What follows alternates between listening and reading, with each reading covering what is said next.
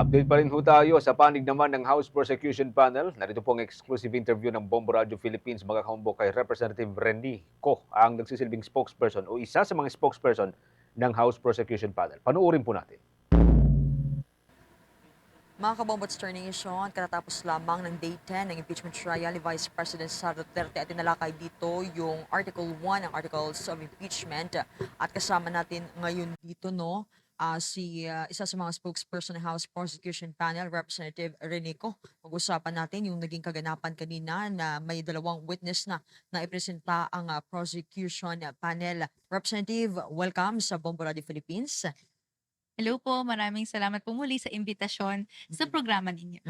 Kasama niyo po si Bombo Jaira Hangayo ngayon na pag-usapan natin yung naging strategiya ng prosekusyon kasi natapos lamang kanina.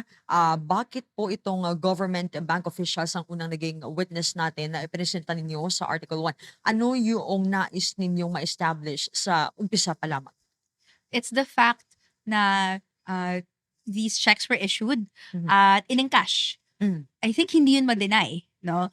Kung pansin natin, halos walang cross-examination points at yung mga senator judges sa kanilang mga questions, undeniable din naman na yung pag-issue ng checks for confidential funds ay nangyari at yung encashment ay nangyari. Nandun na nga tayo sa mga tanong na unusual ba to? Illegal ba to? No? And may, at least ang testimony ng mga land bank officials, no, unusual ito. No, it is beyond yung usual threshold nila of yung pag-encash ng checks in a day. And for now, nandun yung unang brick ng pundasyon na yon, so to speak. So ngayon, given na na-establish natin na sige, may encashment na to, may unusualness yon, ano naman yung mga ibang mga bricks na i-establish natin para maipakita yung whole picture, yung whole wall, no, to extend the metaphor, ng anomalous spending of confidential and intelligence funds. So masasabi po ba natin na nasa foundation stage pa lamang itong presentasyon ng mga ebidensya bago pumasok sa mismong paggamit na nitong confidential funds? Yes po. Nandun tayo sa right now, no, nagkaroon ng paglabas ng cheque, pag-encash nito. So next step, saan na pupunta yung in-encash na yon? No, saan na papasok dyan yung, for example, yung testimony ni Romel Madriaga na nagsabi na siya nahawak niya tong cash na to at merong pinuntahan na mga kotse. Saan naman papasok dito yung mga acknowledgement receipts na thousands yan and may mga iilan nagsabi, ako, pangalan ko Mary Grace Piatos, ni-receive ko yan. So, yun yung mga aabangan natin sa mga susunod na linggo. Sa naging kaganapan kanina sa talakayan doon sa impeachment court, may ilang mga nagsasabi na medyo limitado itong testimonya ng dalawang government bank witnesses dahil banking procedures pa lamang ang na-cover dito ang napag-usapan. Paano natin ipaliliwanag ang relevance ng kanilang testimonya? Na I think best way to do this is mapaintindi yung limitations ng kanilang testimony, pero yung relevance and importance and significance ng kanilang testimony. So, sabi nga ni Senator Lacson, no, parang gusto rin niyang makarinig ng explanation ng ano ba yung confidential and intelligence funds? Ano yung mga kinakarga dyan? Magkano yan normally?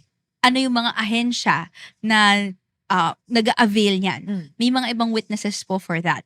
Pero for now, gusto natin establish yung fact, no, na merong pong encashment of checks na nangyari and it is yung reportedly confidential and intelligence funds na in-issue sa OVP and DepEd at nilabas bilang cash. Marami pang mga threads of discussion yan. Kunwari, yung sa bahagi ng budget, 'di ba? Line item 'yan. Sino nag-disburse to these offices, etc. So, yun ang gusto nating i-establish sa iba pang witnesses. Pero for now, yung undeniable fact lang ng may encashment of checks, established na yun. Good thing na mention niyo yung nabanggit natin si Senator Judge Ping Lacson kasi nabanggit nga niya na may mga pangangailangan na dito na competent witness dito sa usapin ng confidential funds. So may aasahan ang ating mga listeners and viewers na gantong klaseng witness sa mga susunod na hearing. Yes po. Gusto natin maintindihan ng taong bayan kung ano yung mga rules and regulations na applicable when it comes to confidential and intelligence funds. Mhm. Actually, sa bahagi po ng Makabayan Block and not as spokesperson of the House Prosecution Panel, hindi tayo agree sa maraming paggasta ng confidential funds, no? Lalo na kung ang ending niyan ay hindi natin makikita kung paano ginagasta ito. Mm. Nonetheless, may mga existing laws na bagamat confidential yung nature of spending, meron pa rin dapat na nire-report na kung paano ito ginasta. Mm. So, yun yung mga nitty-gritty nito. Gusto nating maintindihan ng mamamayan, sila din mag-input sa kanilang pananaw, pero maintindihan yung punot dulo, and I'd like to take this time to maybe debunk yung mga nakikita nating usual online na, confidential yan bakit ba nating binubot-bot? Mm. Hindi naman po full stop na dahil confidential ay hindi na pwedeng investigahan. Mm. Meron pa rin pong applicable rules sa kung paano ginagasta yung confidential and intelligence funds. So far, sabi ng COA, hindi po compliant yung OVP and DepEd doon sa rules na meron sila. And kaya nga po, hindi lang may decision yung COA na ibalik daw dapat ng OVP and DepEd yung bahagi nito, pero dahil yun na rin yung reason kung bakit dumulog to sa impeachment court. Mm. Dahil yung maling paggasta ng pera ng bayan, may implications yan kung may violation of the Constitution bang nangyari, may graft and corruption bang nangyari, may betrayal of public trust ba. Yan po yung gusto nating masagot ng impeachment court.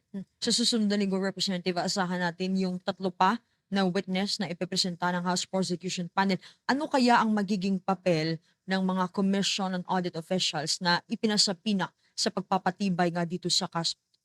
Bahagi nun yung pag-explain nila ng rules sa magiging paggasta, no? And iba pang mga narinig na natin sa House Committee on Justice Clarificatory Hearings. Mhm. Ayaw naman natin syempre pangunahan yung House Prosecution Panel sa ano yung pagtatanong nila, pero batay din naman na sa existing public record, meron ng standing documents na i-authenticate ng COA. Included po dito yung decision. Makikita natin kung ano pong appreciation ng ibang mga government agencies doon sa parang mukhang halos public knowledge ng hindi tama at maanumalyang paggasta. Kanina, usap-usapin din, no, naging mainit dito sa unang witness, sa pangalawang witness, ang term na unusual and suspicious. Paano natin ma-explain yan in a legal view sa ordinaryong mamamayang Pilipino ang ganitong kaibahan ng dalawang ito? Siguro, yung pagiging unusual niya, ito yung term na ginamit ng ating mga land bank officials, may bahagi dyan na hindi lang legal yung usapin. Mm. Meron din yung involved dito yung financial, banking sector, iba-iba po kasi yung standards niyan, minsan per branch, 'di ba? Dahil may mga branches nga na naka-station sa medyo mas business district, so may more financial activity, meron namang mas nasa residential, and iba rin po yung activity doon. So, may ibang threshold sila kung ano yung usual, for example.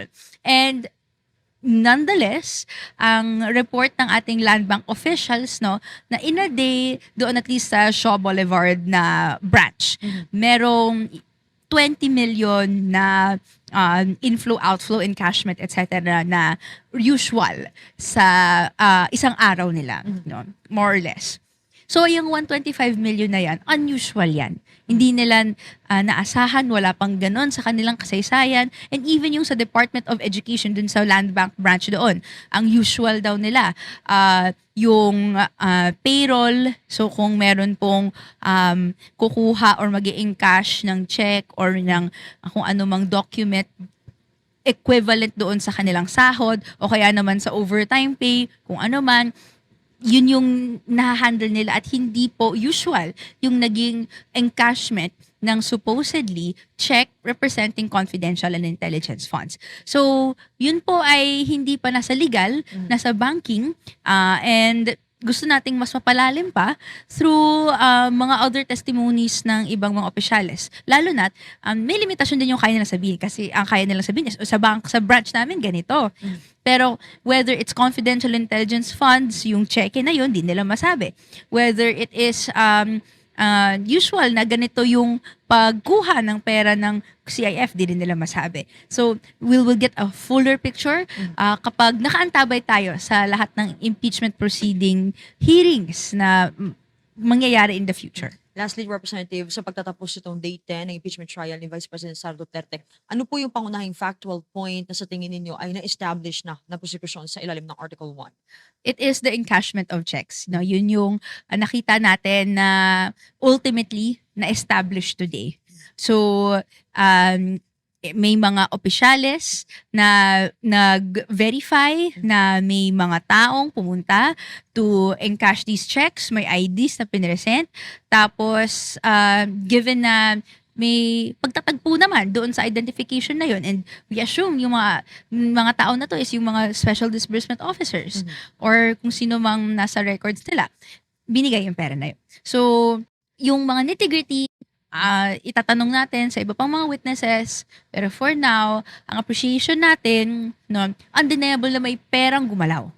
May pera galing sa kaban ng bayan, gumalaw, lumabas sa kaban, at papunta supposedly doon sa nilistang paggagastahin ng confidential and intelligence funds ng OVP at ng DepEd. Tignan natin ngayon sa mga susunod na mga hearings kung doon nga po pumunta yon. Thank you so much, Representative. Mga kababats, turning Sean, ang spokesperson ng House Prosecution Panel, si Representative Rene.